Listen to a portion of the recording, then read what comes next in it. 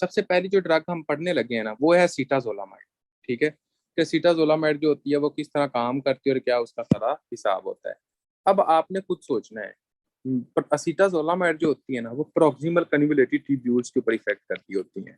किसी बंदे को प्रोक्सिमल कन्वोल्यूटिव ट्यूब्यूल्स वाला पीसीटी का मैकेनिज्म ऑफ एक्शन याद है, कि प्रोक्सिमल कन्वोल्यूटिव ट्यूब्यूल के अंदर सॉरी जो बाइकार्बोनेट का मैकेनिज्म ऑफ एक्शन याद है?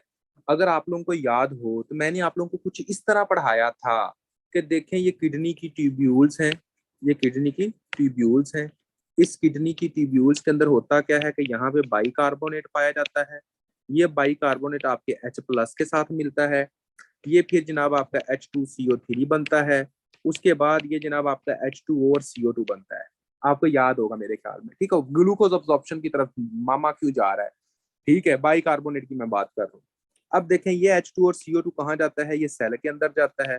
H2 और CO2 ये जनाब आपके सेल के अंदर गया। सेल के अंदर जब जाता है तो फिर ये जनाब आपका H2CO3 बना देता है। फिर जनाब जब ये H2CO3 सेल के अंदर बनता है तो उसके बाद वहां से ये H+ और HCO3 बन जाता होता है। और ये HCO3 नेगेटिव फिर क्या करता है, ब्लड के अंदर आता है। याद है आप लोगों को? काश अल्लाह करे याद हो। मैं कहना भी थोड़ियां सत्ता नस्लां जेहड़ियां तर जाएंगी। हाँ जी, अगर ये याद है तो और ये जनाब जो सारा कुछ इसको करवा रहा होता है वो कार्बोनिक एनहाइड्रेज एंजाइम करवा रहा था। क्यों? क्योंकि अगर वो याद है तो आगे तो आपको बिल्कुल सिंपल लगेगा। अच्छा बच्चों, अगर जस्ट इमेजिन करें, मेरा आप लोगों से क्वेश्चन है, कार्बोनिक एनहाइड्रेज ये काम करवा रहा है, अगर यहाँ पे हम एक ऐसी मेडिसिन इस्तेमाल करें जो कि कार्बोनिक एनहाइड्रेज को ब्लॉक कर दे, तो मुझे अब आप लोगों ने बताना है कि इसका एंड रिजल्ट क्या था, बाइकार्बोनेट का ब्लड के अंदर जाना। तो क्या बाइकार्बोनेट आपका ब्लड के अंदर जाएगी? मुझे अब पापा ने ये बताना। शाबाश। हाँ जी, बाइकार्बोनेट ब्लड के अंदर नहीं आवाज नहीं जाएगी। आ रही। आवाज नहीं आ रही?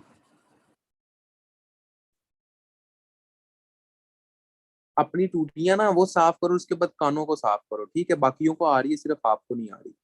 अच्छा, इसके बाद क्या होता है कि वो जनाब आपका एक तरह का बाइकार्बोनेट क्या होगा, आपका ब्लड के अंदर नहीं जाएगा। अब देखें, जब बाइकार्बोनेट आपका ब्लड के अंदर नहीं जाएगा तो बाइकार्बोनेट क्या है? बाइकार्बोनेट एक अल्कली है।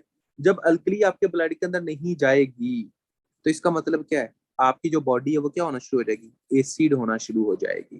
क्या होना शुरू हो जाएगी? एक तरह का एसिड होना शुरू हो जाएगी। तो अब देखें, फॉर एग्जाम्पल, अगर किसी बंदे की पहले ही अल्कलाइन बॉडी हुई हुई है, अगर किसी बंदे की पहले ही अल्कलीन बॉडी हुई हुई है, ठीक हो गया, तो उसके अंदर हम असीटाजोलामाइड दे सकते हैं कि नहीं दे सकते? जल्दी बताएं, शाबाश। अगर किसी बंदे के अंदर पहले ही बहुत ज्यादा अल्कली है तो उसके अंदर हम दे सकते हैं कि नहीं दे सकते? दे सकते हैं। Very important MCQs. क्या? Drug of choice of high altitude sickness, आपने क्या कहना है? असीटाजोलामाइड। नंबर 2, मेटाबॉलिक अल्कालोसिस के अंदर आप कौन सी ड्रग यूज करते हो? भाई मेटाबॉलिक अल्कालोसिस के अंदर क्या होता है? मेटाबॉलिक अल्कालोसिस के अंदर सिंपल सी बात है, बाइकार्बोनेट आपके ब्लड के अंदर ज्यादा होते हैं। तो जब बाइकार्बोनेट आपके ब्लड के अंदर ज्यादा होते हैं तो क्या होगा?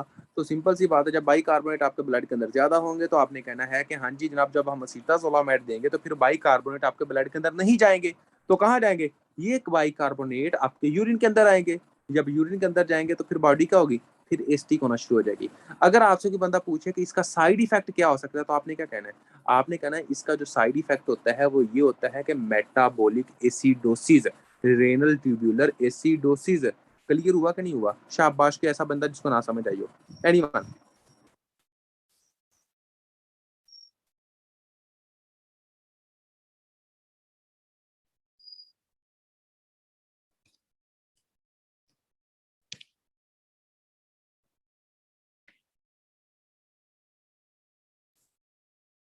ओके, अब मैं दोबारा बता देता हूँ। सबसे पहले क्या होता है, आपने कहना है कि ये जो ड्रग होती है ना, इसका जो मेन मैकेनिज्म ऑफ एक्शन होता है ना वो ये होता है कि ये सारे का सारा बाइक प्रॉक्सिमल कन्वोल्यूटिव ट्यूब्यूल के ऊपर ये इफेक्ट करती है। यहाँ पे ये कहाँ पे इफेक्ट करती है? ये जनाब ये वाले हिस्से के ऊपर ये इफेक्ट करती होती है। ठीक हो गया। उसके बाद इस हिस्से से ये बाइकार्बोनेट को ये ब्लड के अंदर नहीं जाने देती। सिंपल आपने ये कहना है, बाइकार्बोनेट को ब्लड के अंदर नहीं जाने देती। जब बाइकार्बोनेट ब्लड के अंदर नहीं जाएंगे तो बाइकार्बोनेट क्या है? अल्कली। तो हम कब ये यूज कर सकते हैं? कि जब आपकी बॉडी के अंदर अल्कली बहुत ज्यादा हो, हम ये तब यूज कर सकते हैं ताकि अल्कली और आपके ब्लड के अंदर ना जाए। ठीक हो गया।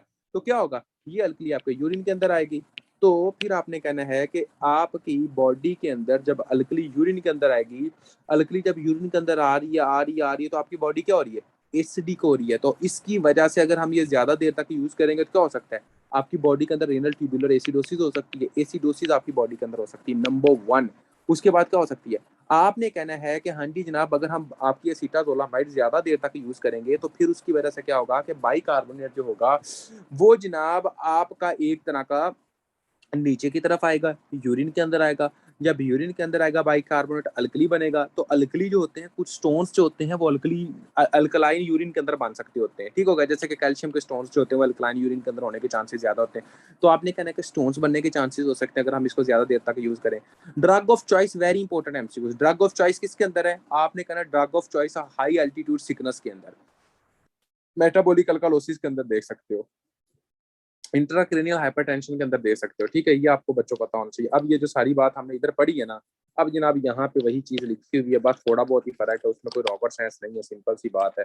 हमने ये सारी चीज अभी यहाँ पे डिस्कस कर ली थी, ठीक हो गया बच्चों। यहाँ पे देखें, अगर आप देखें कार्बोनिक एनहाइड्रेज इनहिबिटर्स, तो मैंने क्या कहा था कि ये जो बाइकार्बोनेट को ब्लड के अंदर लेके जा रहा है वो कौन है, कार्बोनिक एनहाइड्रेज।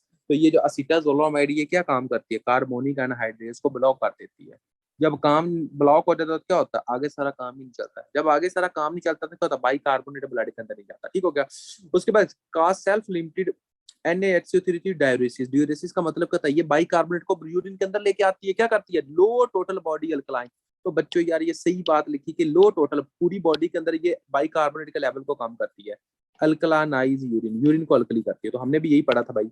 यूज किसके अंदर करते हैं, ग्लाइकोमा के अंदर कर सकते हैं, बिल्कुल करते हैं हम, एसीटाजोलामाइड यूज करते होते हैं। मेटाबॉलिक अल्कालोसिस के अंदर यूज करते हैं, altitude sickness, idiopathic intracranial hypertension के अंदर। साइड इफेक्ट क्या होते हैं, देखें, ट्यूबुलर एसिडोसिस हो सकती है, प्रेस्थीसिया, NH सीरीज सल्फर ड्रग, इसकी वजह से एलर्जी हो सकती है, हाइपोक्लीमिया हो सकता है, पर मोर कैल्शियम फास्फेट स्टोन्स इसकी वजह से हो सकते हैं, ठीक हो गया, एट हाई पीएच।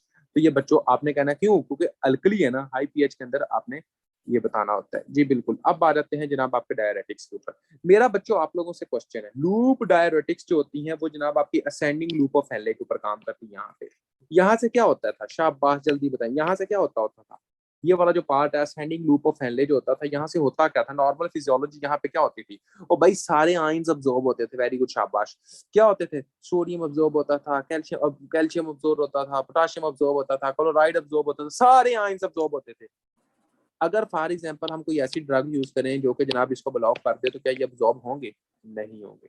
जब ये अब्सॉर्ब नहीं होंगे तो क्या होगा, ये सारे का सारा यूरिन के अंदर जाएगा, ये सारे का सारा कहाँ जाएगा, ये सारे का सारा आपका यूरिन के अंदर जाएगा। तो आपने कहना है बच्चों कि हाँ जी जनाब, लूप डायरेटिक्स के अंदर होता क्या है, लूप डायरेटिक्स के अंदर ये होता है कि आपके जितने भी आयंस होते हैं वो सारे के सारे यूरिन के अंदर जाते हैं। जब सारे के सारे आयंस यूरिन के अंदर जाएंगे तो क्या होगा, ब्लड के अंदर उन आयंस की कमी हो जाएगी। मेरा अब आप लोगों से क्वेश्चन है, अगर कोई आयंस यूरिन के अंदर ज्यादा से ज्यादा जा रहे हैं तो वो जो यूरिन है वो सल्यूट उसके अंदर ज्यादा जा रहे हैं या कम जा रहे हैं, शाबाश ये बताओ। वो जो यूरिन बन रहा है उसके अंदर जो सल्यूट है वो ज्यादा जा रहे हैं या कम बन रहा है, सिंपल सी बात है, सल्यूट ज्यादा बन रहा है। तो जब बच्चों उसके अंदर सल्यूट ज्यादा बन रहा है तो ऐसा जो होता है उसके अंदर स्टोन बन सकते हैं कि नहीं बन सकते, इसके अंदर स्टोन्स बनते हैं। तो आपने कहना इसके अंदर कैल्शियम स्टोन्स बनते हैं। मैंने आपको जब पढ़ा रहा था मैंने बताया था कि लूप डायरेटिक्स जो होते हैं वो कैल्शियम के स्टोन्स बनाने के अंदर हेल्प करता होता है, ठीक हो गया। आगे देखें बच्चों, इसके अंदर जो यूरिन होगा वो हाइपरटोनिक यूरिन होगा या हाइपोटोनिक यूरिन होगा, शाबाश, हाँ जी, वो हाइपरटोनिक यूरिन होगा, वो हाइपोटोनिक यूरिन होगा। तो आपने कहना ये हाइपरटोनिक यूरिन होगा, ठीक हो गया। उसके बाद हम ये किसके अंदर यूज करते हैं बच्चों, जब सोडियम पोटाशियम क्लोराइड ये सारे अब्सॉर्ब नहीं ना होते, तो बहुत ज्यादा वाटर की जो अमाउंट होती है ना वो अब्सॉर्ब नहीं होती, और सारे का सारा जो यूरिन होता है ना वो वाटर होता है ना किडनी के ट्यूब्यूल्स के अंदर से, वो सारा यूरिन के अंदर जा रहा होता है, ठीक है। आप कभी भी लेसिक्स का जो इंजेक्शन होता है ना, हम कहते हैं लेसिक्स लगवा दो, जिसका होता है फिरोसीमाइड, फिरोसीमाइड, ठीक हो गया। ये जनाब लूप डायरेटिक्स ही होता है, फिरोसीमाइड। इसका दूसरा नाम होता है जो हम हॉस्पिटल के अंदर यूज करते हैं उसको हम कहते हैं लेसिक्स। जब हम इंजेक्शन लगवाते हैं ना 2 मिनट के अंदर बंदे को यूरिन आता है, 2 मिनट के अंदर बंदे को यूरिन आता है। अब इसका एक तरीका पता है क्या होता है, चलो ये आउट ऑफ द सिलेबस थोड़ी सी बात है लेकिन प्रैक्टिकल के अंदर आकर आपको हेल्प देगी। कुछ ऐसे पेशेंट्स हमारे पास आते हैं हॉस्पिटल सेटअप के अंदर जो कि फंक्शनल पेशेंट होते हैं। फंक्शनल पेशेंट का मतलब ये होता है कि उनको होता कुछ नहीं है लेकिन ड्रामाबाजी कर रहे होते हैं, ठीक होगा, जैसा कि आजकल जो है वो हमारी पाकिस्तान के सारे जो हैं वो पॉलिटिशियन कर रहे हैं एक दूसरे के साथ ड्रामाबाजी और आवाम को मामू बना रहे हैं। ऐसे ही जनाब जो हमारे पास पेशेंट आ रहा होता है वो ड्रामेबाजी करता है और जनाब अपने घर वालों को वो मामू बना रहा होता है, ठीक है। तो हमारे पास जब जनाब हमें पता होता है कि यार ये जानबूझ के ना एक तरह का ड्रामेबाजी कर रहा है, पेशेंट बिल्कुल ठीक है।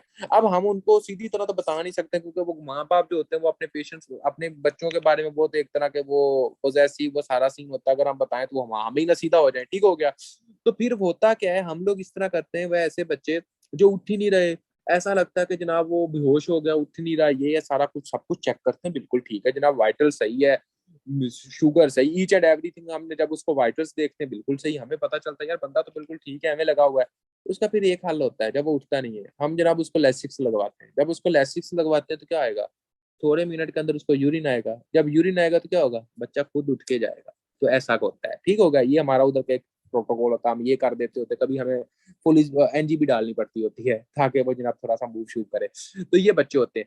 तो ये वैसे मैंने बात बता दी कि इस तरह चलो आपको लूप डायरेटिक्स याद रहेगा। तो लूप डायरेटिक्स के अंदर आप लोगों को पता होना चाहिए कि लूप डायरेटिक्स का काम क्या होता है। इसके अंदर जनाब आपने कहना होता है कि ये जनाब आपके फिलोसीमाइड, ब्यूमेटानाइड, टोरसीमाइड, ये सारा कुछ होता है। ये सोडियम पोटाशियम क्लोराइड वगैरह की एब्जॉर्प्शन को रोकता होता है। उसके बाद आपने कहना होता है कि ये जनाब जब रोकता है तो उसके बाद आपने कहना होता है कि ये जनाब आपका सारे का सारा फिर कहाँ जाएगा, सारे का सारा सोडियम पोटाशियम क्लोराइड जो होगा वो जनाब आपका एक तरह का यूरिन के अंदर आएगा।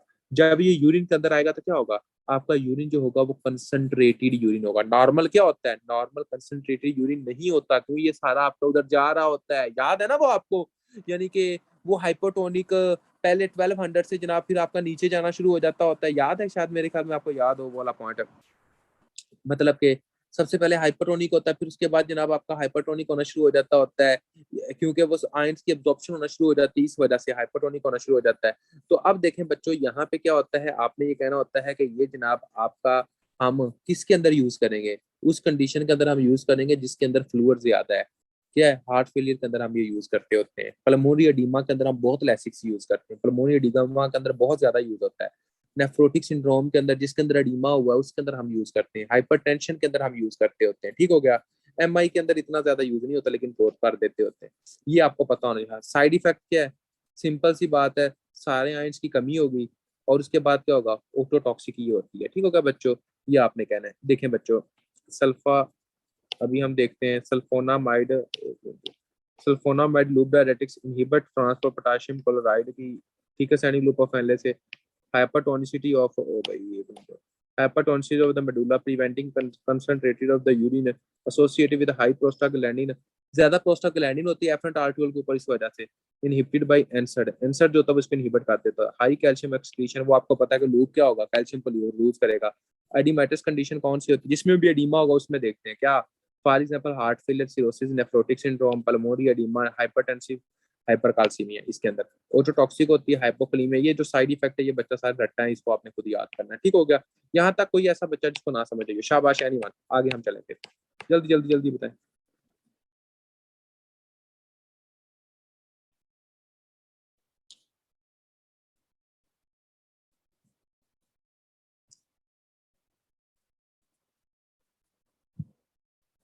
अब आगे आगे, वो कौन सी ड्रग्स थी जो लूप डायरेटिक्स होती हैं, इनके दो ग्रुप्स होते हैं, एक होते हैं सल्फा ड्रग्स, एक होते हैं नॉन सल्फा ड्रग्स। वो ऊपर हमने जो पढ़ी ना, आपकी फ्रोसीमाइड, बुमिटामाइड, टॉर्सीमाइड, ये सारी क्या माइड वाली, ये सारी सल्फा ड्रग्स। यहाँ पे देखो, ये थोड़ा सा देखें, ये क्या लिखा हुआ है, ये जनाब आपकी सल्फोनामाइड लूप डायरेटिक्स। इसका मतलब क्या है कि ये जनाब आपका एक तरह का सल्फा ड्रग्स है। लेकिन लूप डायरेटिक्स का दूसरा जो ग्रुप होता है वो कौन सा होता है, नॉन सल्फर ड्रग्स। यानी कि ये क्या, एथिक्रिनी के non sulphonamide, mechanism of action same, सब कुछ सेम, लेकिन क्या है, ग्रुप फर्क है। लेकिन ये क्या है, ये ज्यादा ऑटोटॉक्सिक है, बाकी सब कुछ सेम है। बच्चे समझ आई कि नहीं है यार, सब कुछ सेम है भाई। एथिक्रिनिक एसिड सल्फोनामाइड का, उसके बाद जनाब आपका फ्रोसीमाइड, टोरसीमाइड, बुमिटानाइड इसका, और एथिक्रिनिक एसिड, ये सब कुछ सेम है। लेकिन क्या है, एथाक्रिनिक एसिड का जो आपका जो एक तरह का ग्रुप है वो और है, उसका ग्रुप और है, वो सल्फा है, ये नॉन सल्फा है। उसके बाद ये ज्यादा जो है ऑटोटॉक्सिक है, बस इतना सा फर्क है। तो यहाँ पे क्या लिखा, non sulpha inhibitor drug of the core transport sodium potassium chloride thick sanic loop of Henle diuresis in patient allergic to sulfa drugs से क्या होता है, वो बंदे जिनको जो सल्फा ड्रग से एलर्जी है उनके अंदर हम यूज करते हैं। Similar to furosemide but more ototoxic. Hope so आप लोगों को समझ आ गई होगी।